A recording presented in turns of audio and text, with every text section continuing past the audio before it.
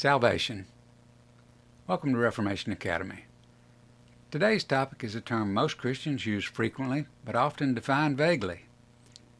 It is a word loaded with assumptions, emotions, and personal stories. We're talking about salvation. At its core, salvation answers a single question. What does it mean to be saved? In Christian theology, salvation refers to God's work of rescuing sinners from sin, judgment, and separation from Him, and restoring them to right relationship with Himself. Salvation is not merely forgiveness of past mistakes.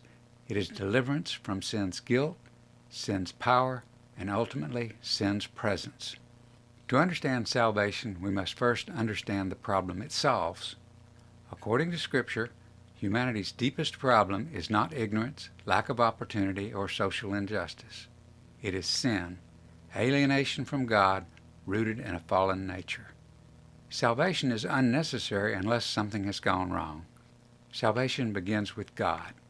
It is not initiated by human effort or moral improvement. Scripture consistently presents salvation as an act of divine grace. God acts, God rescues, God restores. Human response matters, but it's never the cause of salvation. Salvation is not abstract. It is accomplished in real history through the life, death, and resurrection of Jesus Christ. Christ bears sin's penalty, defeats death, and secures reconciliation between God and humanity. Salvation is not achieved by moral example alone. It is secured by substitution and victory. What Christ accomplished must be personally applied. Salvation includes God's calling, the gift of faith, repentance, and new life. It is not merely a legal declaration. It is also a transformative work. Those who are saved are not merely forgiven, they are changed. Scripture speaks of salvation in more than one tense. Believers have been saved, they are being saved, and they will be saved. Salvation has a beginning, a continuing work, and a final completion. This guards us from both complacency and despair. Salvation is often misunderstood. It is not earned by good works. It is not a reward for sincerity, and it is not mere self-improvement with religious language. Salvation is rescue. It is grace given to the undeserving. Let me close with this.